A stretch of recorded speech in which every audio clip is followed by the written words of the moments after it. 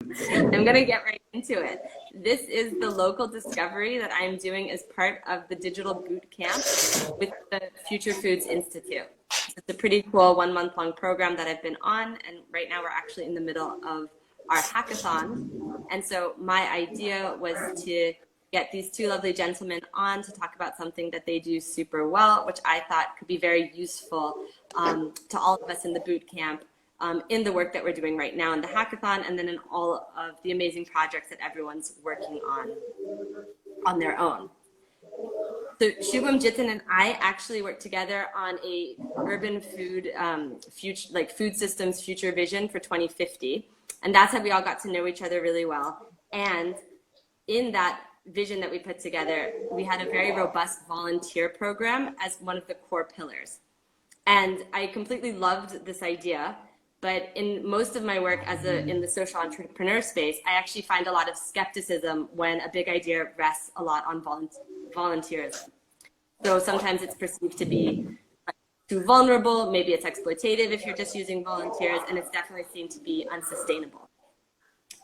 But I think with everything that's going on in the world, it's really time that we're all questioning the status quo, we're questioning what we've been told before.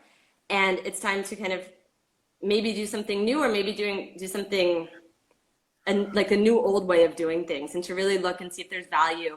And I really wanted Jitin and Shubham to be here because they have a completely different experience with volunteering than I do. And I thought they could shed some light on the value of volunteerism, and we could all figure out ways to incorporate it into the work that we're doing. So hopefully they're going to cover why they believe in volunteerism and how they've managed to mobilize volunteers and sustain it. So to start, Shubham and Jitin, who's here, can you please share something about yourself, your work, and what motivates you? And Shubham, we'll start with you. Okay. Well, I'm a Bengali, and I think doing things that don't make money is in my blood. And so I currently am working with Extinction Rebellion, and that's a global movement for fighting the ecological and climate battle that we have in front of us to avoid insane amount of temperature rise. In Extinction Rebellion, I work with media and strategy and a bunch of other things. And along with that, I learned to be a chef. So what I really enjoy doing is trying to figure out how to fix our agriculture and food systems. So that's what I've been doing. I ran a business for some time where we were doing farmers markets and selling organic produce, which should not be expensive or cheaper rather. And that's primarily working in agriculture and activism is what I would say. To you, Jitin. Oh, thank you so much. What am I doing? To be honest, I think my first memory of kind of understanding that the world is not working out the way it is supposed to be was when I was around 10 years of age, and I was in this theme park with my family, and I could see that, while we were all children who were excited and spending time with our parents, dotting over us, taking care of us, we could actually see, I actually saw these children who were begging at the same time in the same space. And I remember that image really, I remember it actually affecting my experience in that whole, fantasy park, theme park that we had gone to. Even though that did have an impact on me, I never really did much about it for a while. But then at the age of 19, I ended up having a traumatic experience in my life. And I kind of had to look back at what is important to me in my life that I should focus on. And a big thing that came out was that I want to be able to add value to the world, be able to contribute to the world in a positive way. And that's how I first started volunteering in a shelter home with children. And when I saw what was basically going on inside the shelter home, a couple of things that became very clear to me was that there's a lot as a young person that I can actually contribute on ground with children on ground, but there was no opportunity to be able to do that. So that's how Make a Difference started. And once math started, it started as something that I did as a college student doing something in college in their free time. But in the first year itself, it started getting so much traction from across the country. So many more people started joining it from different spaces and wanted to start similar initiatives in their own respective cities also, that I realized that it's something that I would like to do a lot more seriously going forward. And today, where I am is that Make Differences has been working in the space for around 13 years, 14 years now. And it actually feels like it's possible to actually solve the problem that exists where, the way we are treating children in need of care and protection. We can actually solve that problem in its full scale. And that really inspires me and motivates me to go forward. Awesome. So I was wondering if maybe you guys could share why you chose a volunteering model in the work that you do. Shubham, maybe you can start. Yeah. Well, we didn't choose it because I think like most of the activists out here, they don't really, get paid to be an activist or hug a tree. But it always felt cool to be a part of something which nobody is paying you money for doing. And you want to do it just for the sheer love of doing that kind of work. And while reading and watching other people continuously work on this space continuously, I have been always pushing towards the other end of the spectrum at that part of my life where I was like, nope, got to be an entrepreneur, got to earn money, got to beat some other people at some capitalistic game and then get recognition and then save my family or something like that. But when I saw there were kids out there, starting with the FFF, Fridays for Future movement, who are doing so much work out there, and these are like little kids under 18, I felt ashamed of myself for not helping them out. So I started going for them, and like I was like, yeah, like I really enjoy it, and I have a say, an equal say out here, like everybody else in this space, and that felt really, really refreshing. And then from there on, Extinction Rebellion was really, really great because like you have thousands of people who are working together continuously without doubting each other for a greater cause, which is like for the benefit of all, not thinking twice and dedicating hours. And so why I wanted to work with a volunteer system was because I wanted to meet other people and not feel alone. Because for the longest time, when you are working towards being an activist of some sort or doing something that usually the people are not going to be doing, then you like definitely feel like you're alone. And like that's the beginning of it. And from there on, it transitioned into having a meaning or a purpose in my life. So like it doesn't engulf all of it, but also like what would I have done otherwise? Gotten a Netflix subscription and watched some show. Rather than that, I can obviously go and meet my friends. And from here on, like literally speaking, I only have volunteers as my friend now. I think I've lost most of my older friends, and this new family that I've created is only from these kind of people. So I kept at it. And now what? Like I'm a baby activist. They call me marshmallow activists because people have been doing it for like dog's years.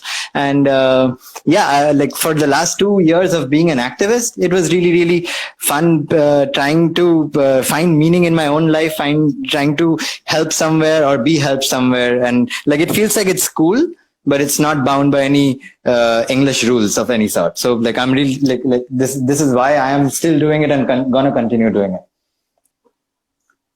Awesome. Yes. Can I? Yeah. Yeah, on to you. I relate to a lot of things that basically Shubham was speaking about, especially once you start volunteering, almost all your other friends kind of drop off. And that's the only friends that you have are your co-volunteers. I don't know if it's a good thing or a bad thing. But in MAD, the way we kind of ended up in volunteering was also, it was an accidental decision in some way, which is what we realized when we first started going into shelter homes. The idea was that children need education, children need food, children need libraries. But spending a year in there, immediately you realize that the fundamental difference between a child living in a shelter home and you or me is that we grow up in a family where there are at least 2 adults taking care of us, providing us care. And while they live in an environment where even the government mandated numbers for every 40 children, there needs to be 2 caregivers. Imagine, we all imagine living in a family where there are 40 siblings you have and you just have 2 parents to take care of you. You will not get the same kind of care. And that care actually is a fundamental important part of your development as a child. And that was not happening. And we realized that there is no way the government will be able to provide 2 caregivers for every child because the cost itself is exorbitant. Even if you look at So in most developed countries, the number of case worker to child is normally anything between 15 to 17 people, which is basically what is possible. So we felt that we were in a situation where we cannot provide the necessary support that children will require, and especially at the scale that we were talking about, there are some 35 million children who are in need of care and protection across the country, and being able to, there is no way we can get 35 million caregivers that is paid by the government to do this. But then the big idea was that for every shelter home that has got 100 children living inside it, there are at least 10,000 people who are living around it, and even if we manage to get even 1% of those people to genuinely care for and want to take care of the children, then we will be able to ensure that they are getting the necessary support on a one-on-one basis. So volunteering for us was the only way to get the necessary resources that is required to actually solve the problem on one side. But also on the other side, what we realized once we started doing this, as of today, we have built around 60 such communities across the country, across 23 cities, providing support to 3,500 children. And we are able to do all of that with a much more, at a very low cost, because having a paid model would have been at least 10x the cost that we are currently operating in. While in the current model, almost all the needs of the children from the age of 10 till the age of 28, that's the support that we're able to provide. We're able to provide all that support from within the community itself and do not have to depend on the government to be able to provide that, which is a more centralized model. And that's where we feel the future of supporting children is, that the children belong to a community, and it's the community's responsibility to take care of the children, and the community can take care of the children by volunteering some part of their time and supporting them. What would you guys say about volunteering maybe not being sustainable, or people burning out, or people not actually turning up? Like, do you have any examples where that's not true, or how you've overcome that? We are dealing with like billions of people on this planet, which means that we have the workforce out here. Some of them are not privileged like us, but some of them still wants to put in some time. So I know people who won't be able to donate money, but I know they would be able to donate time. I know people who would not only not have the money, but not have the luxury of time sometimes, because they're working in a fancy corporate office and they don't have the time to go outside. So there are various ways of volunteering that are coming out in today's world. Time sharing is something that everybody is looking at, where even if they can dedicate 30 minutes of their day or 2 hours of their day for something, or a week, you have people continuously being rolled in and rolled out and rolled in and rolled out, because volunteering is not about depending on just one person. It's upon depending upon somebody who can afford that time to be given to this cause. Now, can you do it from home and teach a kid on a Zoom call because you're stuck in COVID? Yes, you can. Can you go outside and help somebody clean up the beach out there? Yes, you can. But how will it look like if I try paying them? How much would I be paying them? And that sometimes might become very derogatory, because I want to genuinely help a person, but incentivizing or monetizing it just feels like a capitalistic approach. For what? For logistical ease, so that you have continuously got people that you can bank on. We have had times where we would be doing some kind of an event, and somebody who was supposed to wake up because they're a volunteer and a young kid could not even show up on time, because they fell asleep, because they were probably up till late. But then somebody else showed up, or he called somebody else, and some other she came up and compensated. You know what's beautiful about this is the bond that you create with a person, where you don't make it, very you do this, I do that, transactional. But this is beyond that. I would like to come for those people who are coming otherwise to these events continuously. And me being able to be a part of this new thing definitely makes me feel like there is no need for this way of making it into transactional. To add to that, however, I would talk about the need for structures, the need for roles, the need for mandates to be created. If you have, say, for example, list of things that you got to do when you go to that beach, then you would know exactly who to go. So that problem of people not showing up, or easily replicable or not, can be easily solved by putting down processes. Now that's like Extinction Rebellion has something called SOS, which is self-organizing systems. Now using the self-organizing systems, we break ourselves into different small sociocratic, holocratic groups out there where decision making is between everybody together. And these groups out there, then what do you call it? Like tomorrow, if I don't have time, then like it's still a process that is present, which somebody else can pick up. Which age no bar, my dad can come in or my sister can come in, regardless. So I'm pretty sure that there are models that we need to be exploring and already being explored in practicality and in theory for lots of people to get engaged. So I don't think that for the people who think that money is the only way is the only way. And like we have successful models of millions of people. We had 4 million people come down for Greta Thunberg's protest. Nobody pays those kids to come on the streets. 4 million free people coming down and sacrificing themselves. I think the money picture is out of the picture now, because we have a shared vision of change for the world of tomorrow and we are going to make it happen. Awesome. So I think kind of in contrast to that, that's an amazing output of 4 million people coming and giving their time.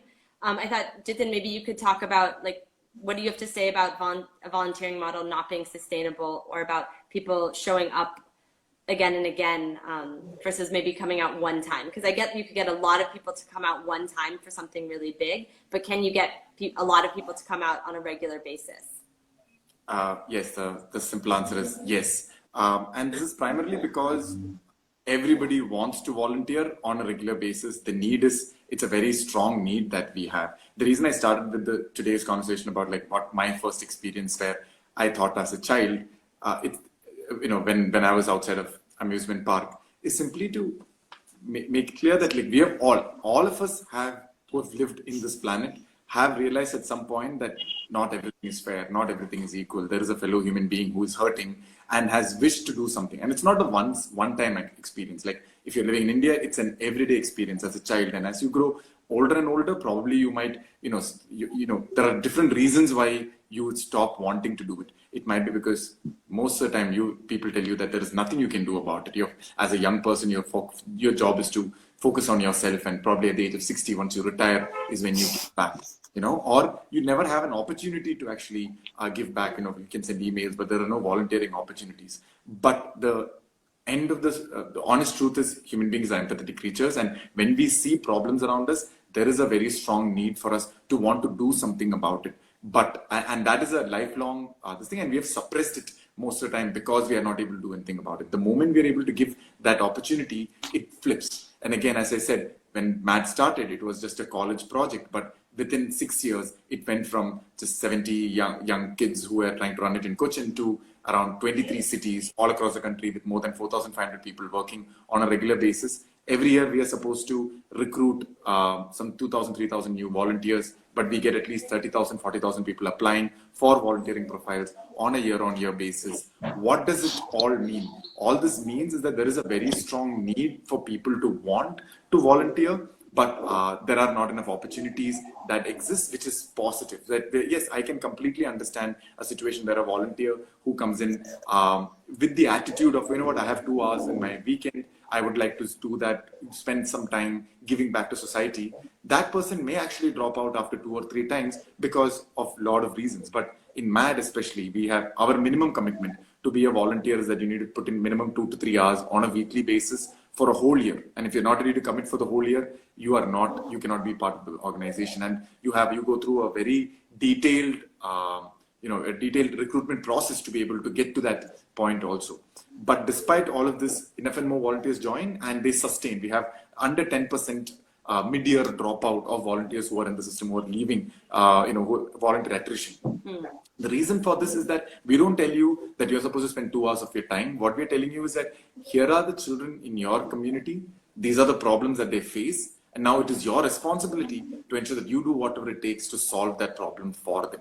Now, which basically means might involve teaching them, might involve taking care of them, might involve raising funds for them, might involve empowering your community around you to be able to provide the right support for the children. Like it is you're supposed to do whatever it takes. So what we are learning from the whole volunteering paradigm is that it is more to do, it's not about trying to make it as easy as possible. It has to be made as, it needs to be challenging. It needs to be something that they learn a lot. It is where they are empowered. It's where they have ownership of the problem. And finally, most importantly, they are connected to each other, the community that they form. The number one feedback we receive when we ask volunteers what was their experience working in Make a Difference, the biggest regret that they have or challenge that they have is that we feel that we have taken away more than what we were able to give. And it's a very common feedback that we receive from volunteers. So it is definitely possible to actually maintain a large volunteer base. But more importantly, the question was, is volunteering sustainable? It is actually, volunteering is regenerative. Once you have 10 people who volunteer, they will talk to their 10 friends, and tomorrow more than 10 friends, 100 friends are going to turn up, and that number, it escalates really fast, and it really enables us to solve the problem at the local level itself instead of trying to solve it 5 levels above it. Yeah, awesome. I guess now when we want to talk about how you guys have been able to do all of this, maybe you could talk about one of the operating models you use, or a challenge that you've faced and how you've overcome it, if any. Operating models for volunteerism. So like how Jitin said that he has some kind of a mechanism to make sure that you are going to give so much work. I would like to give you an example of something called Shramdan. Shramdan is where in villages, the Pani Foundation or other foundations who are working with water, they make the villagers do like giving toil so that they can dig up their own land, and then from there on they can capture the rain, and then they can take care of desertification by themselves within themselves. Extinction Rebellion follows like principles and values, and in there one of the principles and values which I really like is that it says we accept all and parts of all. What does that mean? Is that even if you have 5 minutes, we are going to take you. Even if you come tomorrow and say, I don't have time anymore, we're going to take you back again when you want to come back again. And it's a completely open model because we understand for the specificity of the children that Jitin was talking about, there might be a commitment that is required from people, but the climate battle is everybody's battle. How we do this is that we organize ourselves, as I said, into self-organizing systems. These are like groups and subgroups, and like everybody has the liberty to choose what they or how they want to do it. So we will have a fundraising group which is only working on fundraising. They can be based in India and working for Australia for the Stop Adani movement, or they can be working in Australia and helping India out here. And then the fundraising team is just another unit, just like the media unit. So if you're a media professional, you come together and work. And we have also used ways where Tilaka, my friend, she did a project with the Koli communities in a 400-year-old village in Bandra. And over there, what she did was that she did a sit and draw competition for the kids first, so that we can reach to a people's assembly model later on. But to gain the trust of the elders of the village, what she did was she made the kids sit down, and some of us volunteered over there to make sure that we facilitate this activity. And once that was done, what we did was we took the paintings and we showed it to the other people that they have done it. That increases trust in the community. So even if we did not have a lot of volunteers coming on that day, just looking at the, positivity, just looking at the success rate of this thing, people want to always be associated with things that are going in the right direction. So then people were like, hey, you guys did that great thing. How can I be a part of it? And we are like, yeah, thank God some of us volunteered to even start it. Because if we did not, then you wouldn't have joined us. And tomorrow I can leave and probably you can take care of it because you stay in Bandra and I don't. Yeah, so challenges are continuously there, but like I'm pretty sure that the kind of cool projects that we are up to, people are always excited to lend a hand whenever they have. Yeah, awesome. So Jitin, do you want to share about your operating model or how you get it all? Yeah, for sure. So our operating model is built on some very basic thoughts, right? Because the idea is this, which is that today we have lived in the current paradigm so much that it is almost impossible to imagine that somebody will do something for anything but money, which doesn't make sense. Which is that human beings have multiple incentives. Money is one of those incentives, and yes, you do work for money so that you can do other things in life. But there is a whole space in everybody's life, in everybody's day, which is to be spent for life. Which might be spending time with your family, which might be spending time in a church, whatever you want to do. Right. And the question that we ask ourselves is that what percentage of the time, if you're a citizen, if you are a community member, what percentage of that time should you really be spending on ensuring that you're taking care of the community also. You're a participating member of the community. So a big part. So what we feel is that 2 to 4 hours on a weekly basis. You're 172 hours in a week. 2 to 4 hours is not yours. It actually belongs to the community. And as long as if everybody is able to put those 2 to 4 hours into the community, into some kind of community work, the overall community will be fundamentally better. They'll be collectivized, and we genuinely believe that that's actually going to be the difference between a community that is failing and a community that is succeeding. So now that if we have those 4 hours from everybody on a weekly basis, what is the best use of, how do you enable people to use that 4 hours the best possible way? And what we feel is that it's simple. It's a problem-centric model, which is that a big incentive for people to come together is that they are affected by a problem in their community and they want to solve it. And that's a very intrinsic motivation. Many times you don't know how to solve it, and hence you don't do anything about it. But the moment you realize that you can solve it, that's when Make a Difference comes in. Make a Difference first gives you a group of people who are similar-minded as you are, and says, hey, here's a group of people who care about solving the problem as you are. Now you can all work together. That's the first component, that is providing you a community and making you believe that solving that problem is possible. Once you make them realize that they can solve the problem, then it's about how do they work together in a seamless manner where they're able to come together, understand what the problem is at a deeper level, and then from there understand what are the various activities that we need to do to solve the problem, divide that work between each other. So I do the work and then come back and retrospect on a monthly basis and on an incremental way, improve that and solve the problem. And even if some of these problems will take 15-20 years to solve, when your time is done, ensure that you're recruiting the next person and you're bringing in the next person, and the whole system continues in a self-organized manner.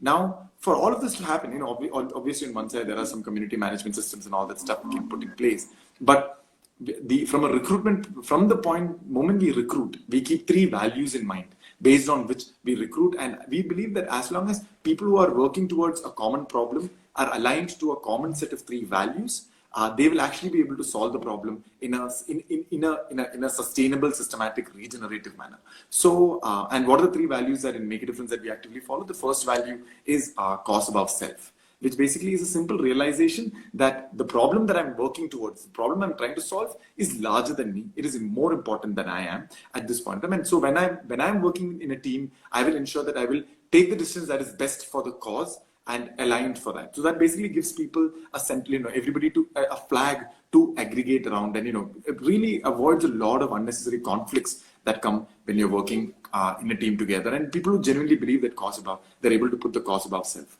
The second value is leadership through ownership. Leadership through ownership is a simple idea which basically says that, when I see a problem in my community, when I'm seeing a challenge in my community, I may not have caused that problem, but that doesn't stop me from taking ownership of that problem and solving it. There is nothing stopping me from actually solving it on first sight, and also realizing that I may not be able to solve it myself.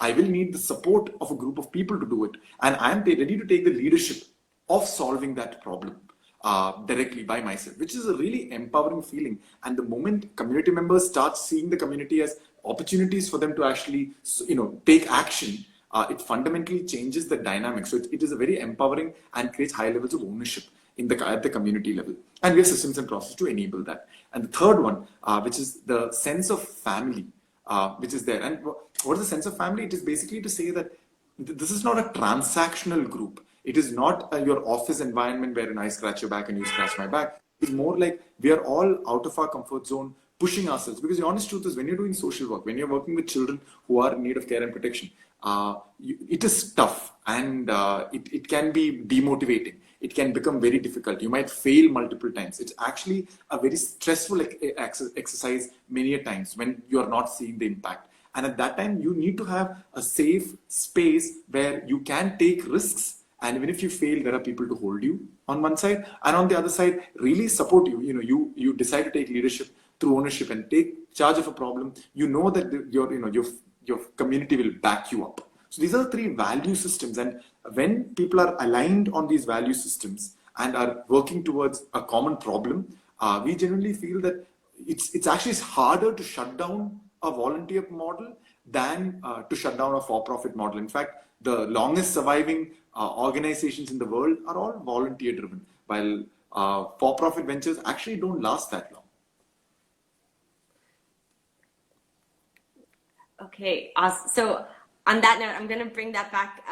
So we've taken our 30 minutes because we started a little bit late. So now we've hit our 30-minute mark.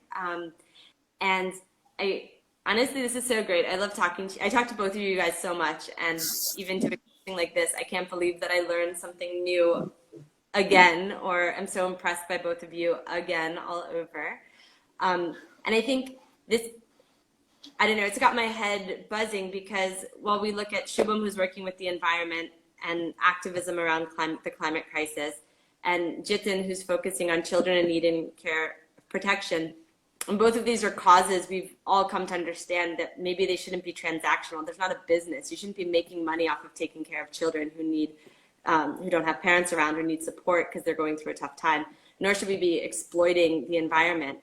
And I think I'm really starting to question, where does food fit into that? Where does access to food fit into all of this? And really, why has this become such an acceptable place for it to be a business and to be so transactional?